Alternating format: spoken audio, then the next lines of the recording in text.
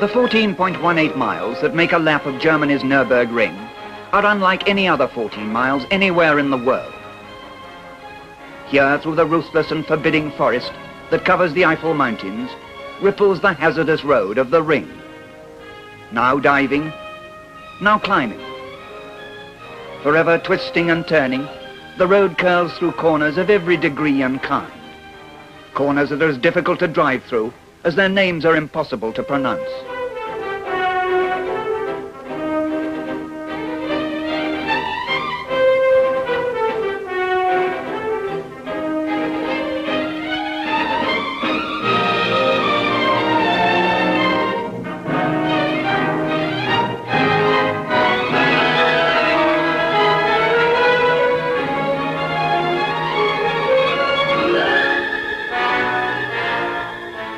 Although the carousel is far easier said than done.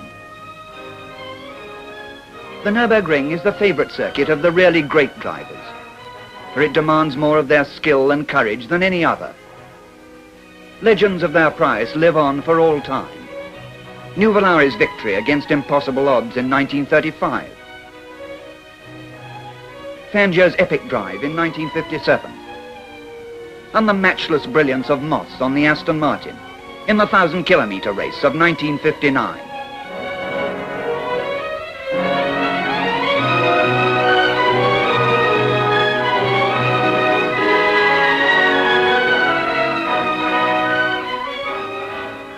But before we see that race, let's turn the pages back 2 years, to 1957. Same race, same place, when Aston Martin became the first British sports car ever to win the 1,000 kilometres. A decisive victory over the Maseratis of Moss and Fangio, and the Ferraris of Collins and Hawthorne. Tony Brooks with Noel Cunningham-Reid set a new race record at an average of 82.9 miles an hour. The following year, Moss joined the Aston team, and with Brabham as co-driver, finished 3.5 minutes ahead of the four works Ferraris, raising the race average to 84.3.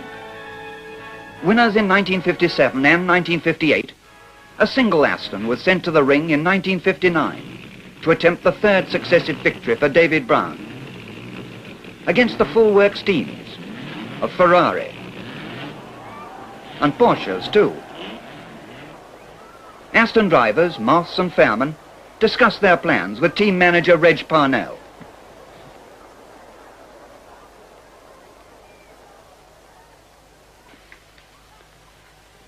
At 9 a.m. on June the 7th, the race is on, and into the lead steams Sterling and the DBR1.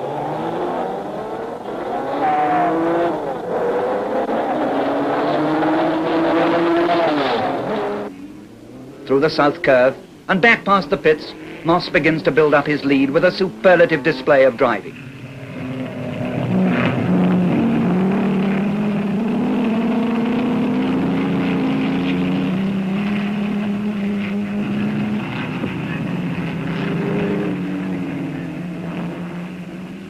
With 17 of the 44 laps completed, Moss has clocked up a lead of 5 minutes and 5 seconds. And in he comes to give the wheel to Fairman. Tyres are checked, the car refueled, and Fairman gets away just as the rain begins to fall. In the pit, Sterling checks his times. And Jack is overdue. Anxiously the Aston pit look down the course as the lap scorer marks off the passing cars. And here at last is Fairman. Forced off course by another car, he managed to restart and brings the Aston in, now lying a lowly fourth. Quickly the car is checked, and Sterling sets out upon a drive the like of which the Ring has rarely seen, 70 seconds behind the leading Ferrari. By lap 28, Moss has got the Ferrari in his sights, and 1 lap later takes the Aston back into the lead, with Ferrari second and third.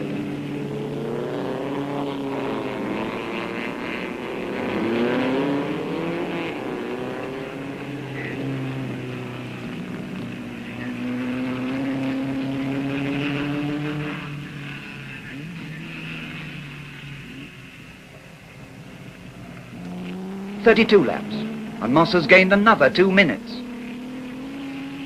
And Fairman waits to take over again on the 33rd lap.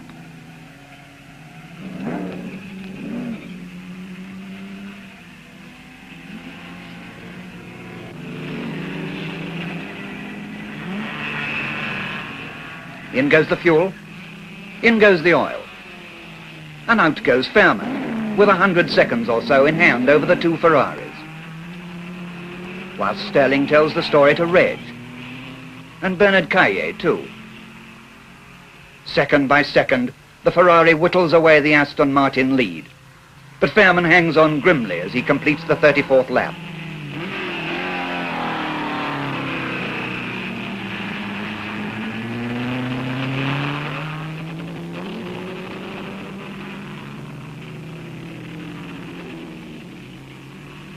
"35 laps, and Jack Fairman drives in with the DBR1 for Sterling's final stint.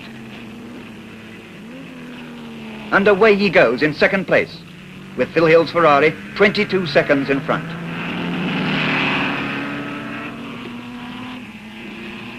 Driving like a man who has an appointment with a checkered flag and doesn't want to be late, Moss and the Aston Martin are soon in the lead again.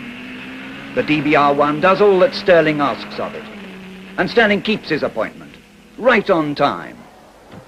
The crowds rise to a brilliant combination of man and machine. Moss and Fairman have averaged 82.5 miles an hour, and Sterling breaks his last year's lap record no less than 16 times, leaving it at 89.17 miles an hour. The Union Jack flies triumphant over the Nürburgring to mark the third successive victory by Aston Martin in the 1,000-kilometre race.